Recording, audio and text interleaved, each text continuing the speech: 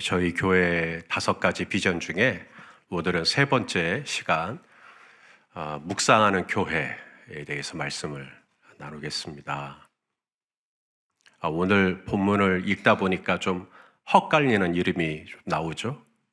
발락, 발람 비슷해요. 한 글자 차이입니다. 발락, 발람. 이 발락은 왕이에요. 왕. 모압의 왕입니다. 그런데 이 모압의 왕 발락이 이스라엘을 두려워하고 있는 거예요. 이스라엘은 어디에 있었죠? 광야를 지나고 있습니다. 가나안 땅을 향하여 광야를 지나고 있는데, 광야를 지나고 있는 이스라엘을 두려워하는 거예요. 왜요? 바로 이 이스라엘이 얼마 전에 아모리 족속을 이겼어요. 아모리 족속은 2명의 왕이 다스리는 족속입니다. 북쪽으로는 바산 왕 옥이 있고, 밑으로는 시혼, 아모리 족속의 왕 시혼 왕이 있어요. 2개의 왕이 다스리는 이 아모리 족속을 이스라엘이, 광야를 지나는 이스라엘이 다 깨부숴버린 겁니다. 이 바산 왕 옥에 대해서는 성경은 이와 같은 사실을 우리에게 알려줍니다. 자, 신명기 3장 11절 현대인 번역으로 읽을게요. 시작. 르바 사람 가운데 최후의 생존자는 바산 왕 옥이었다. 그의 침대는 철침대였으며 그 길이는 약 4m이고 그 폭은 1.8m였다. 그 침대는 지금도 암몬 사람의 라빠성에 보관되어 있다. 우리가 쓰는 침대 중에 제일 큰 사이즈가 킹 사이즈입니다. 근데 킹 사이즈도 2m가 채 안 되죠. 그런데 이 바산왕 옥의 침대는 몇 미터였다고요? 4m. 이것은 바산왕 옥이 원체 넓은 침대를 원했다라는 게 아니라 그만큼 거인이었다라는 것을 의미하는 겁니다. 이스라엘이 쳐부순 아모리 군대는 거인 군대예요. 거인. 키가 큰, 절대로 이길 수 없을 것 같은, 승산이 없을 것 같은, 야 이제 이스라엘은 끝났구나 했는데 천만에 오히려 이스라엘이 아모리 시온 왕, 바산, 옥의 군대를 전부 다 깨뜨려 버리는 거예요. 그 다음에는 모압이거든요. 그러니까 모압 왕이 두려움이 있는 겁니다. 야 이제 나도 죽겠구나. 나도 이제 큰일 났구나. 자, 이제 이 모압 왕이 이제 묘수를 생각해 내야죠. 어떻게 하면 우리가 살까? 어떻게 하면 우리가 저 이스라엘 군대를 감당할까? 그 묘수를 생각한 게 뭐였냐면 바로 주술사의 도움을 받는 것입니다. 무당의 도움을 받는 것이에요. 그래서 메소포타미아에 용하다라고 하는 주술사가 있었어요. 그 주술사의 이름이 발락하고 비슷한 바알람. 이게 바알 알죠? 바알. 가나안 신. 바알람. 그래서 바알의 사람이다라는 뜻인데 발람이라고 하는 이름을 가진 주술사였어요. 자, 민수기 22장 5절 6절 말씀을 한번 읽어봅시다. 시작. 그가 사실을 부올의 아들 발람의 고향인 강가 부돌에 보내어 발람을 부르게 하여 이르되 보라, 한 민족이 애굽에서 나왔는데 그들이 지면에 덮여서 우리 맞은편에 거주하였고 우리보다 강하니 청하건대 와서 나를 위하여 이 백성을 저주하라. 내가 그들을 쳐서 이 땅에서 몰아내리라. 우리가 이 발람을 이야기할 때 여러분들이 다른 목사님 설교를 듣거나 또 책을 읽거나 할 때 거짓 선지자 이렇게 발람은 선지자가 아닙니다. 발람은 선지자도 아니기 때문에 거짓 선지자도 아닌 거죠. 발람은 누구냐? 발람은 주술사예요. 주술사. 여호수아에 보면 자 이렇게 나옵니다. 점술가라고 나와요. 여호수아 13장 22절 읽을까요? 시작. 이스라엘 자손이 그들을 살육하는 중에 부올의 아들 점술가 발람도 칼날로 죽였다. 나중에 이 발람이 어떻게 멸망하는지를 미리 말씀해 주시고 있는 건데, 여기에 보면 여호수아는 발람을 거짓 선지자라고 소개하지 않고 점술가, 주술사, 혹은 우리 좀 더 이해하기 쉽게 하면 무당, 주술사에게 가서 그 주술의 힘을 빌려서 무당에게 가서 무당이 말하자면 저주를 내리는 그런 구슬 하게 하는 것이죠. 좀 저주해라 이 백성을. 그러면 우리가 이길 수 있을지도 모르겠다라는 것입니다. 자, 이제 하나님이 이 주술사인 발람에게 말씀하십니다. 발람은 점쟁이이고 무당이고 주술사이기 때문에 하나님의 음성을 또 들어 영적으로 하나님이 이렇게 말씀하십니다. 오늘 본문 12절입니다. 시작. 하나님이 발람에게 이르시되 너는 그들과 함께 가지도 말고 그 백성을 저주하지도 말라. 그들은 복을 받은 자들이니라. 하나님이 뭐라고 말씀하셨어요? 그들하고 같이 가지도 말고 그들을 저주하지도 말고. 그래서 발람이 어떻게 합니까? 모압 왕 발락이 보냈던 신하들을 다 돌려보냅니다. 하나님이 당신들하고 같이 가지 말래요? 저주하지도 말래요? 얼른 돌아가세요. 저는 할 일 없어요. 하나님이 하지 말라 그랬으니까. 그래서 돌려보냅니다.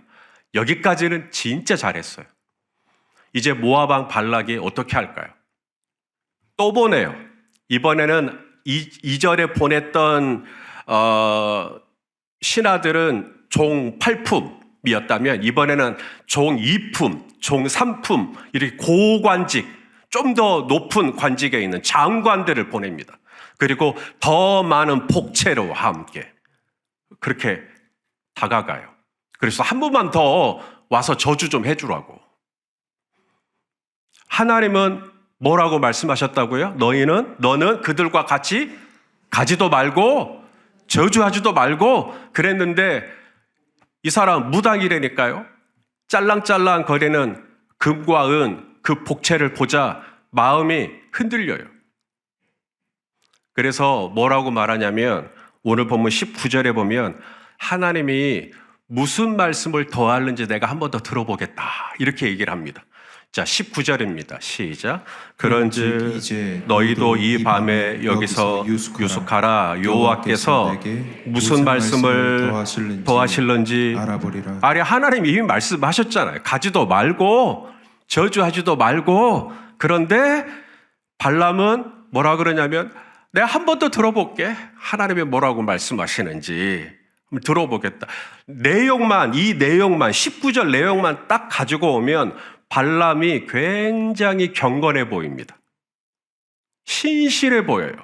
하나님이 무슨 말씀을 하실는지 내가 한번 들어보겠다. 아니, 이미 하나님 말씀하셨는데 가지도 말고 저주하지도 말고. 그런데 한 번 더 들어보겠다라는 것은 이미 이 발람의 마음이 흔들렸다는 것을 이야기합니다. 그리고 이제 하나님이 무슨 말씀을 더 하실는지 내가 알아보겠다 하고 이제 앉아 있어요. 그 모습이 꼭 뭐 같아요? 묵상하는 모습 같잖아요. 하나님이 무슨 말씀을 하실까? 우리 그게 묵상이잖아요. 묵상 안 해보셨습니까? 그게 묵상이, 하나님이 오늘은 무슨 말씀을 주실까? 그게 묵상이잖아요. 그런 마음으로 묵상을 하는 것인데, 묵상을 하는 저 안에 하나님이 무슨 말씀을 하시든 내가 순종해야지가 있어요? 아니면 나는 이미 복채의 마음이 빼앗겼어요? 그래서 나는 이 복채가 아까운 거예요? 그래서 하나님이 혹시 오늘 묵상할 때 같이 가거라 라고 혹시 말씀하실까 싶어서 또 묵상을 해보는 거예요. 묵상을 하는 모습은 똑같지만 정말로 하나님 뜻대로 살기를 원해서 묵상을 하는 것과 나는 이미 결론을 다 내려놨어요. 나는 가야지. 나는 가고 싶어. 그리고 하나님이 여기에 조금 더 승낙해 주시는 나의 어떤 계획과 나의 의도와 나의 마음을 좀 편안하게 해줄 말씀이 좀 있지 않을까 하는 마음으로 묵상하는 것은 비슷하나 달라요.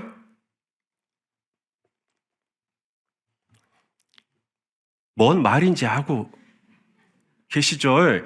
자, 베드로 사도가 발람에 대해서 쓴 내용이 있습니다. 베드로 후서 2장 15절 시작. 그들이 바른 길을 떠나 미혹되어 보올의 아들 발람의 길을 따르는도다. 그는 불의의 삭슬 사랑하다가.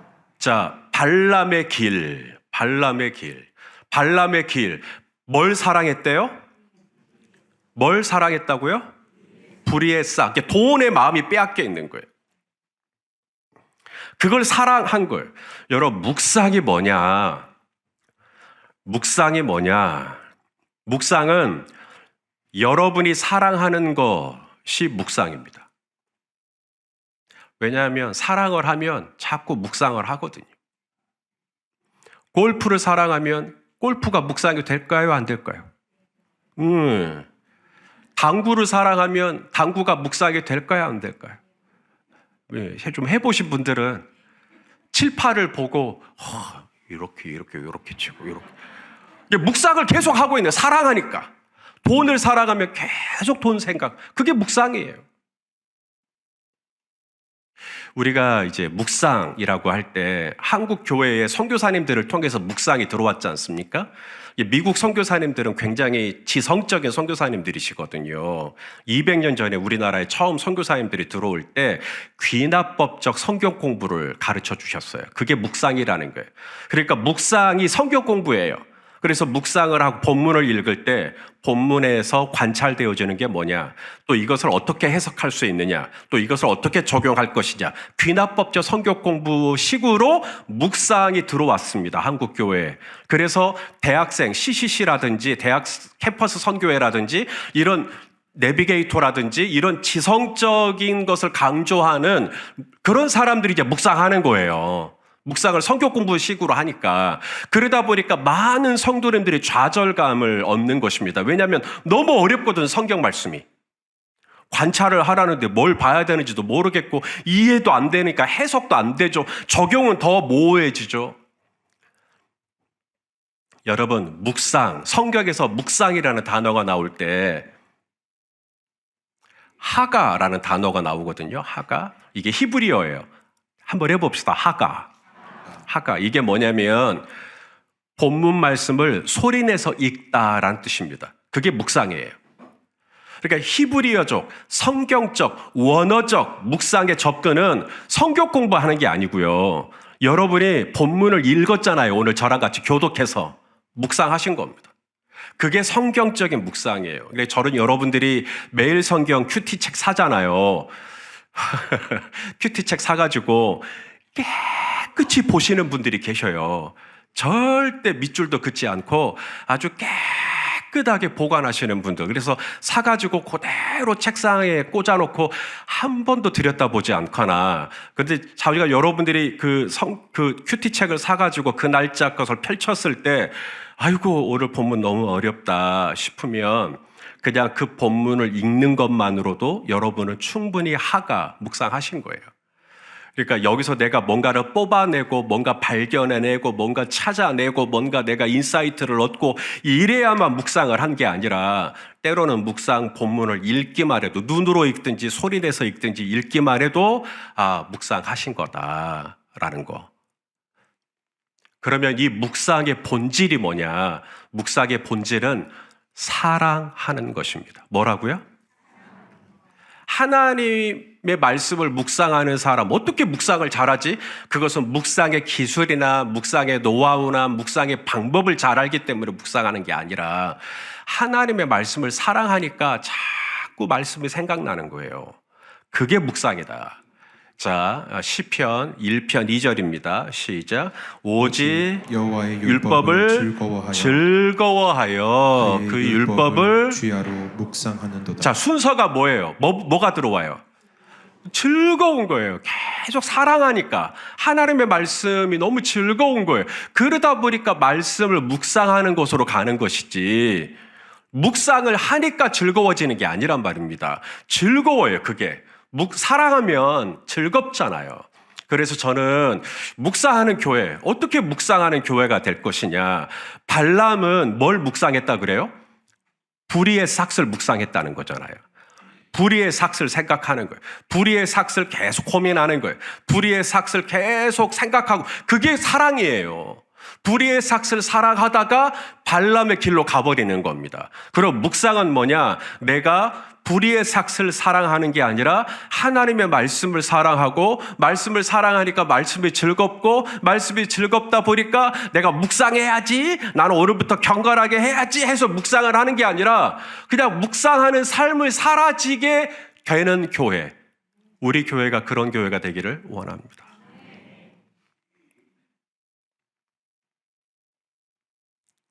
결국 하나님은 발람의 속뜻을 다 간파했어요. 너 그렇게 가고 싶구나. 너는 이 발락 왕이 보낸 이 신하들하고 기어이 가고 싶구나. 그래서 하나님이 가라 그러면 같이 가거라. 대신에 내가 너에게 하는 말만 해라. 자, 20절 자, 같이 한번 읽겠습니다. 시작. 밤에 하나님이 발람에게 임하여 이르시되 그 사람들이 너를 부르러 왔거든 일어나 함께 가라. 그러나 내게 이르는 말만 준행할지니라. 자, 처음에는 하나님이 뭐라 그랬어요? 가지 마라. 근데 계속 가고 싶다고 때려 쓰니까 하나님이 뭐라 그래요? 가거라. 가. 이렇게 된 거예요, 하나님이. 가는데 내가 너에게 이르는 말만 준행할지니라. 다시 말해 저주하지는 말라라는 말씀이시죠. 가긴 가는데.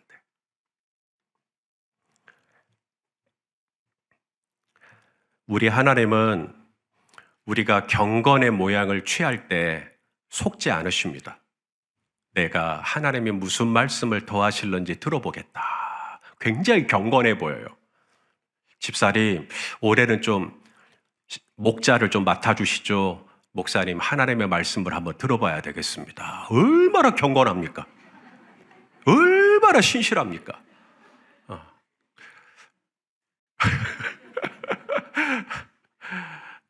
한번 들어봐야 되겠습니다. 그러셔야죠. 들어보셔요. 그런데 우리 하나님은 그런 경건의 모양에 속지 않으시고, 하나님은 내가 이미 마음속에 나는 가고 싶은 거예요. 나는 그거 갖고 싶은 거예요. 이미 마음속에 나는 난 거기 가고 싶은데, 나 그거 하고 싶은데. 하나님 그거 다 알아요. 다 아십니다. 시편 139편에 이런 말씀이 있어요.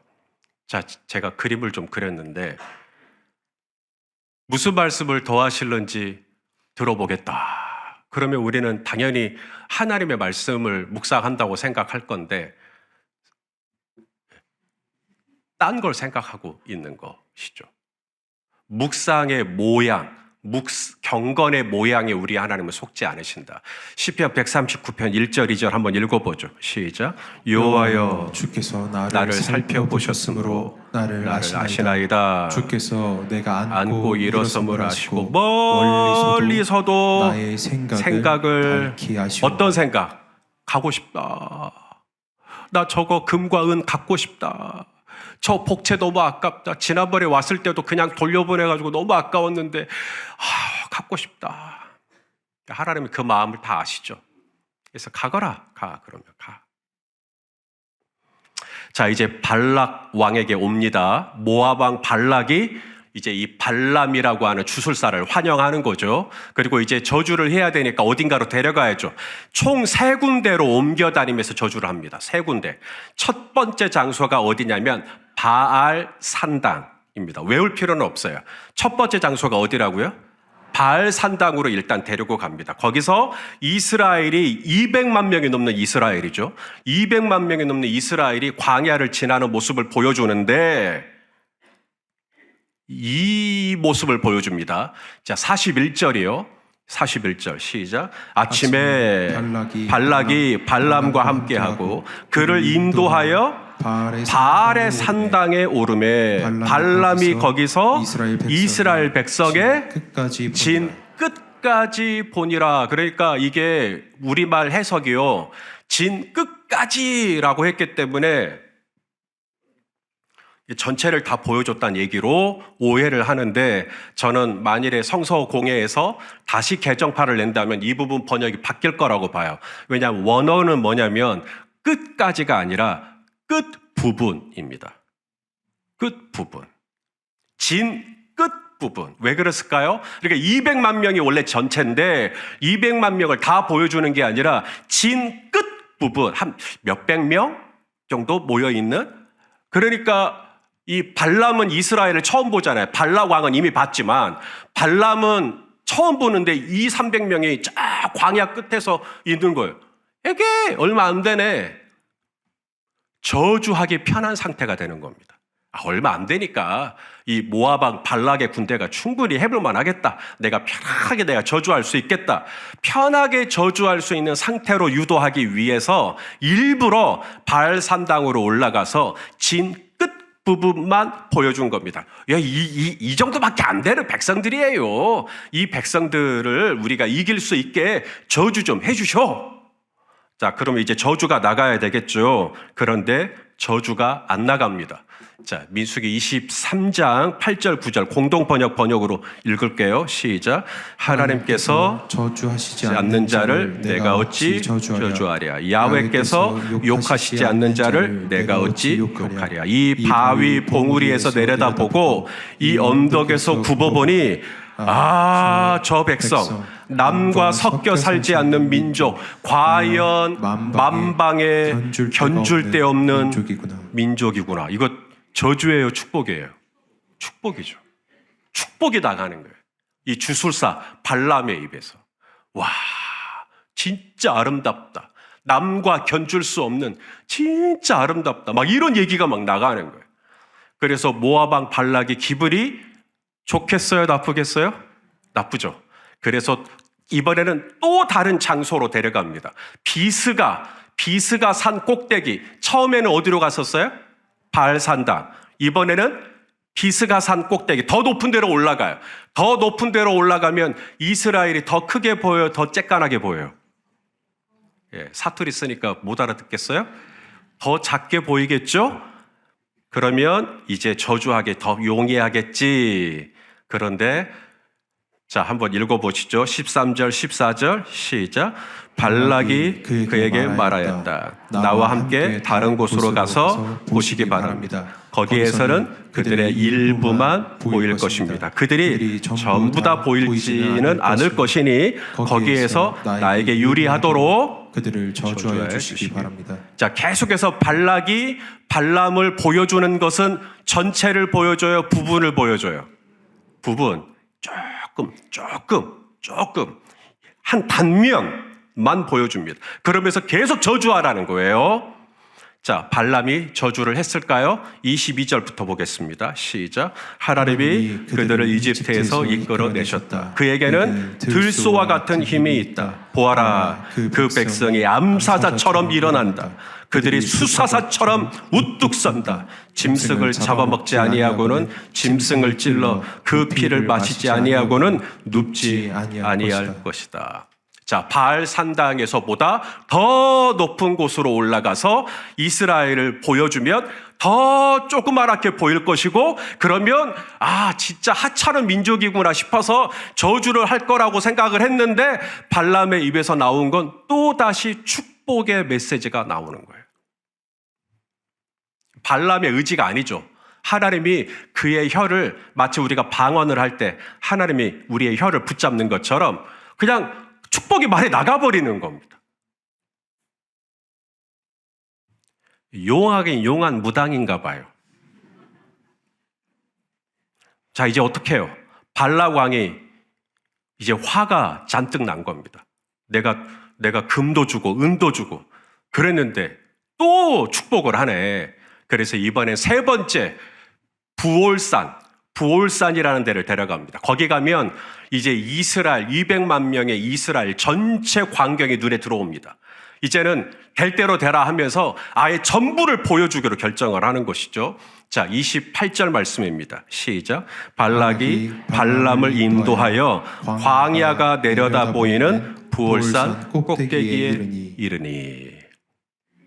이스라엘이 광야를 지날 때 민수기에 보면 하나님이 대열을 정하도록 했어요.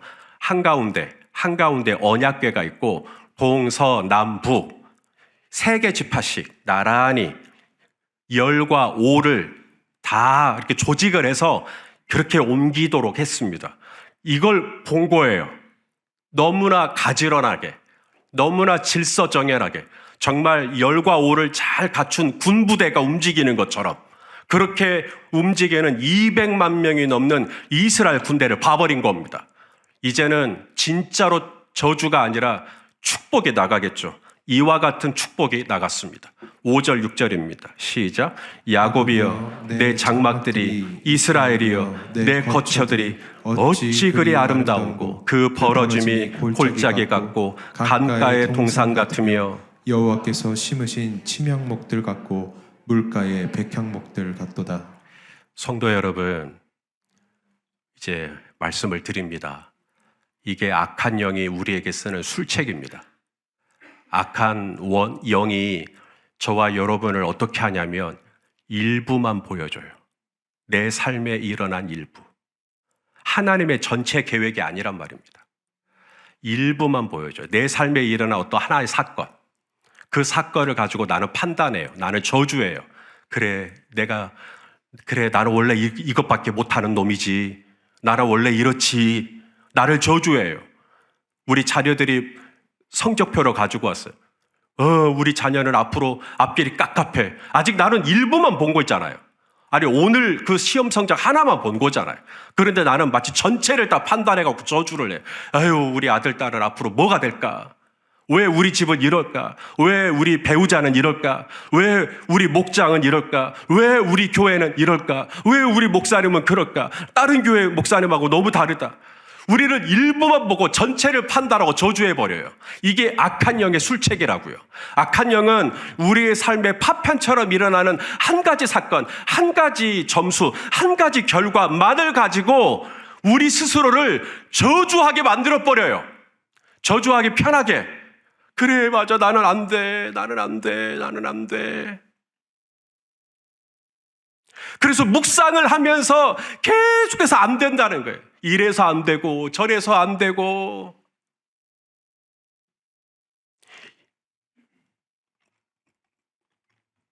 묵상이라는 게 뭐냐? 묵상은 지금 내가 처한 상황, 현실을 부인하는 건 아니에요. 그건 정확하게 직시해야죠.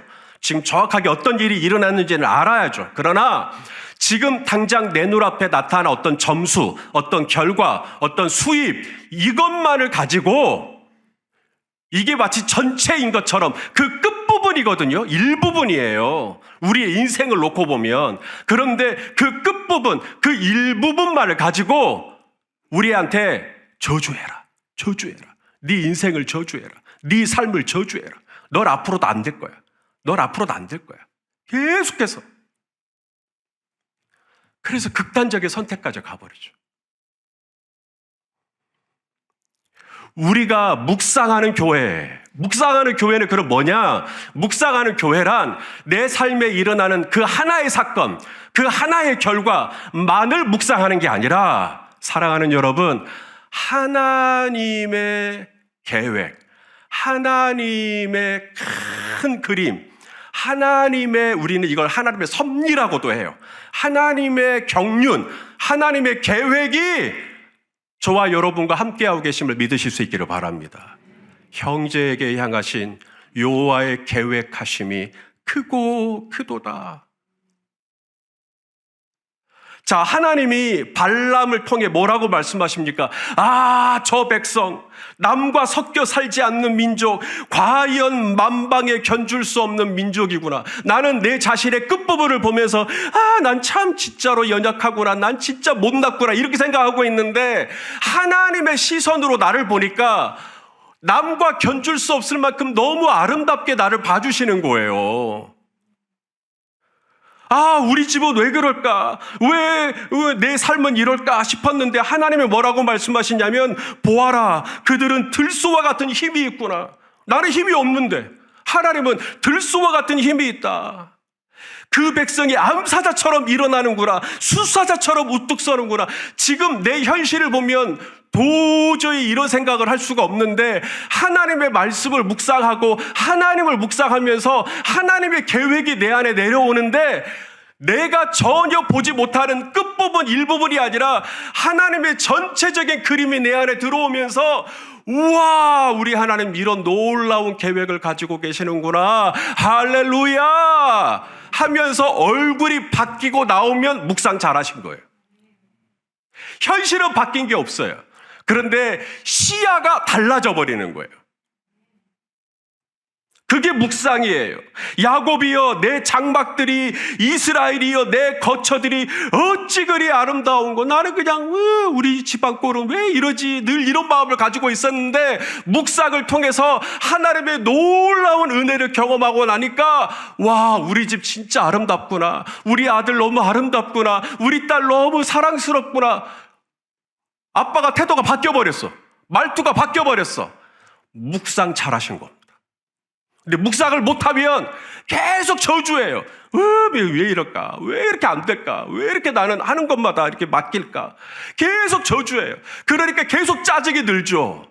조급해지죠. 점점 거칠어지죠. 흉폭해지죠. 관계가 다 깨지죠. 묵상하는 교회예요. 열린배달교회 비전은. 묵상하는 교회가 뭐냐고요? 하나님의 계획, 하나님의 시선을 볼 수 있기를 축복합니다.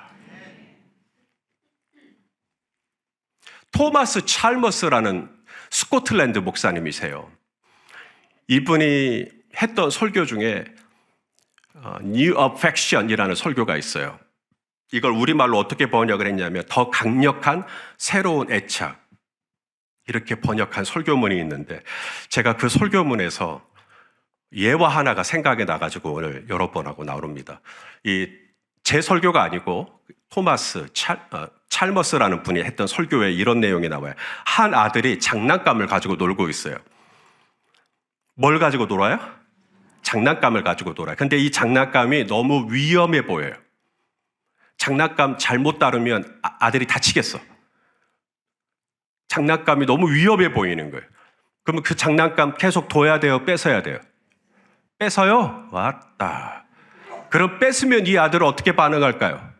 위험한 장난감을 뺏어주셔서 감사합니다 할까요?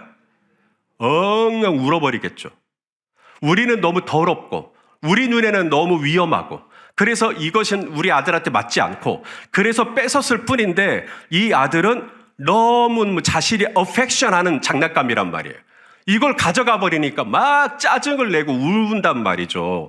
그러면 어떻게 할 것이냐? 이 아들이 안 다치고 기존에 가지고 있던 이 더럽고 위험한 물건을 어떻게 버리게 할 것이냐? New affection이요. 더 안전하고 더 깨끗하고 더 좋은 장난감을 들이미는 겁니다. 그러면 아들은 기존에 가지고 있던 걸 버리고 새로운 장난감, 더 안전하고 더 좋은 장난감에 대한 affection이 생기면 이걸 갖겠죠. 저는 묵상이 이런 거라고 생각해요. 발람의 묵상, 불의의 삭슬 묵상했다 그랬어요. 불의의 삭슬 사랑하니까. 그러면 우리가 이렇게 생각해요. 도덕적으로. 이런 거 생각하면 안 돼. 불의의 삭슬 생각하면 안 돼. 그러면서 계속 불의의 삭슬 생각하고 있어. 생각하면 안 돼 하니까 더 생각하지. 그러면 어떻게 해야 될까요? 불의의 삭슬 생각하지 말아야 돼가 아니라 new affection이요. 다른 걸 생각하셔야 돼요.